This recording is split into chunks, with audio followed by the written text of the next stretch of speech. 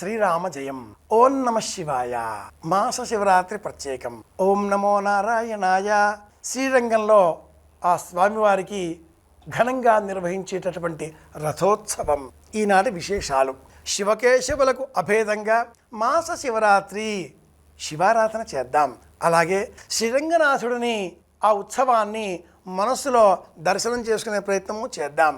140 కిలోమీటర్లకు పైగా వ్యాపించినటువంటి 7 ప్రాకారాల అత్యంత విస్తృతమైన విశాలమైన అతిపెద్దనైనటువంటి సమస్త భారతదేశంలోని అతిపెద్దనైనటువంటి ఆ శ్రీరంగ క్షేత్రంలో రంగనాథ స్వామి వారి ఆలయంలో బ్రహ్మాండమైన రథోత్సవం ఈనాటి విశేషం. శ్రీరంగ క్షేత్రం 7 ప్రాకారాల నియమం.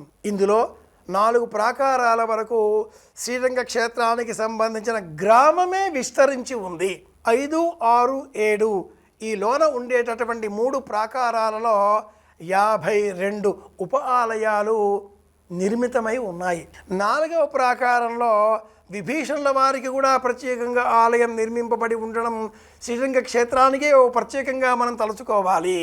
108 సుప్రసిద్ధ వైష్ణవ దివ్య తిరుక్షేత్రాలలో 108 క్షేత్రాలలో 106 మాత్రమే ఈ భూలోకంలో ఉండగా వీటిలో మొట్టమొదట ఎవరైనా దర్శించవలసిన దివ్యక్షేత్రం శ్రీరంగ క్షేత్రం.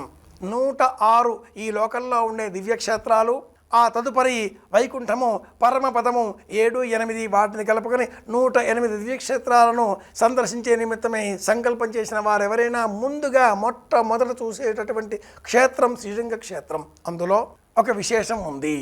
7వ ప్రాకారానికి సంబంధించిన శ్రీరంగ క్షేత్ర ప్రత్యేకతతో కూడుకున్న అంశం ఇది.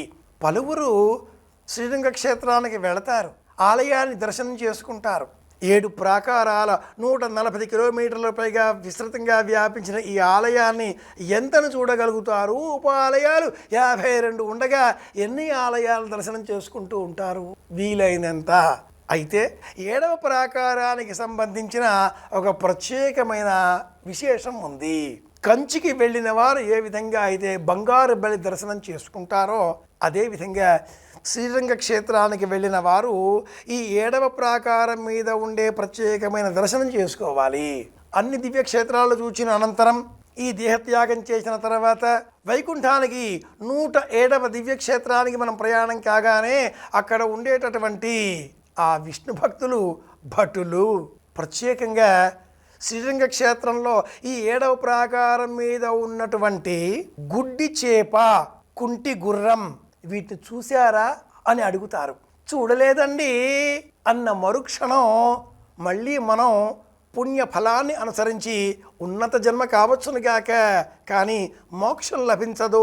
ఈ భూలోకంలోనే మళ్ళీ జన్మించవలసి వస్తుంది. ఇది క్షేత్ర పురాణం స్థల మాహాత్మ్యం. శ్రీరంగ క్షేత్రంలోని ఆ అంతరాలయానికి సంబంధించిన 7వ ప్రాకారం పైన ఒక గుడ్డి చేప, ఒక కుంటి గుర్రం శిల్పాలను ఆలయం గోడపైన మనం దర్శనం చేసుకోవచ్చు. శివ అంటే రేపు, రేపు అన్న ఆ ఆలోచన లేకుండా కుంటి గుర్రం ఇప్పుడే ఈరోజు స్వామి స్మరిస్తున్నాను అని చెప్పడం. గుడ్డి చేప, ఆ చేపకు కనురెప్పలు ఉండవు. నిజంగా కూడా ఏ చేపకు కనురెప్పలు ఉండవు. మనకు ఉన్న కనురెప్పలు మనం పోగొట్టుకునే విధంగా, మోక్షం పొందే విధంగా ఆ స్వామిని దర్శనం చేసుకుంటే కనురెప్పలు లేనటువంటి వారు దేవతలు అవుతారు, దైవానుగ్రహం పొందిన వారు అవుతారు. కనుక 7వ ప్రాకారం మీద ఉన్న గుడ్డి చేప, కుంటి గుర్రం వీటిని చూడాలి అని శ్రీరంగ క్షేత్ర మహాత్మ్యం ప్రత్యేకంగా తెలియజేస్తుంది.